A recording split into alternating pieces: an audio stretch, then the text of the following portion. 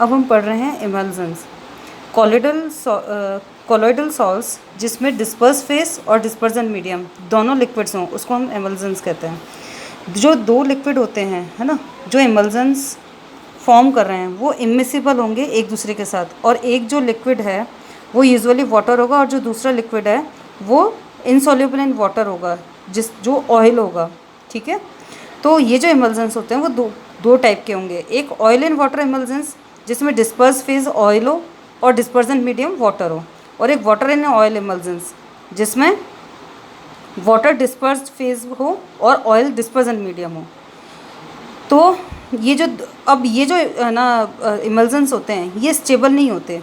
और इमल्जन्स प्रिपेयर कैसे होंगे, आप ऑयल और वाटर को जब विगोरसली शेक करोगे तो इमल्जन्स प्रिपेयर हो जाएंगे, और ये स्टेबल नहीं होंगे। उनको स्टेबल बनाने के लिए small amount of certain other substances जो है वो ऐड किए जाते हैं इसकी प्रिपरेशन के टाइम पर। तो the substances which are added to stabilize emulsions are called emulsifier और इमल्सीफाइंग एजेंट्स। ये these stabilize the salts by reducing the surface tension of water। ये जो इमल्सीफायर होते हैं वो इस बनने वाले इमल्जन्स को स्टेबलाइज कर देते हैं, अदरवाइज़ अगर आप ये नहीं डालोगे तो वो वापस से सेपरेट हो जाएंगे। ये जो सब्सटेंसेस होते हैं जो कि इमल्सीफाई एजेंट के जैसे यूज़ होते हैं वो प्रोटीन्स, गम्स, सोप्स ये सब होते हैं।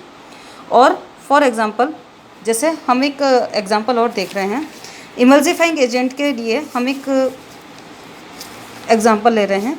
An emulsifying agent is the surface active ingredient which absorbs at newly formed oil water interface during emulsion preparation and it protects newly formed droplets against immediate recoalescence।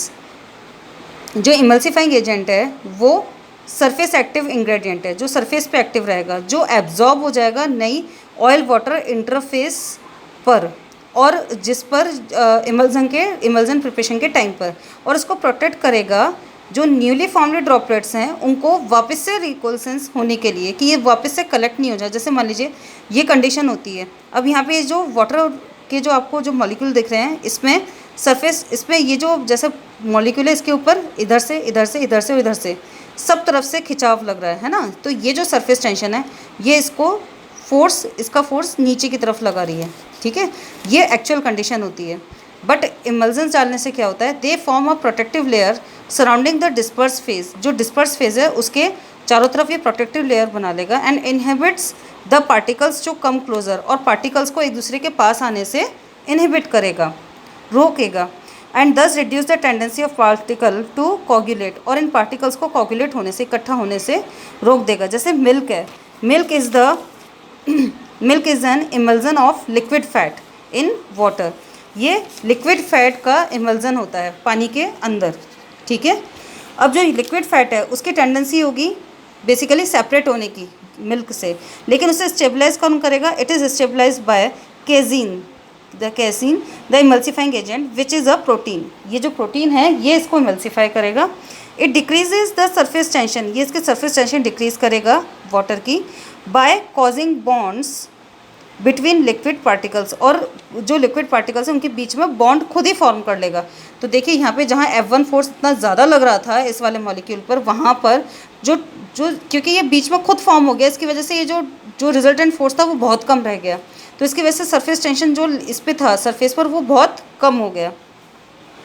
It interfere the liquid bonds causing decrease in the surface tension. इस तरह से ये जो surface tension है ये decrease हो जाता है और ये इसको स्टेबलाइज कर देता है। अदरवाइज़ क्या होगा, ऑयल की और वाटर की जो लेयर है वो वापस से सेपरेट हो जाएगी, लेकिन फिर वो सेपरेट नहीं हो पाती, फिर वो एक इमल्जन के जैसा बना रहता है।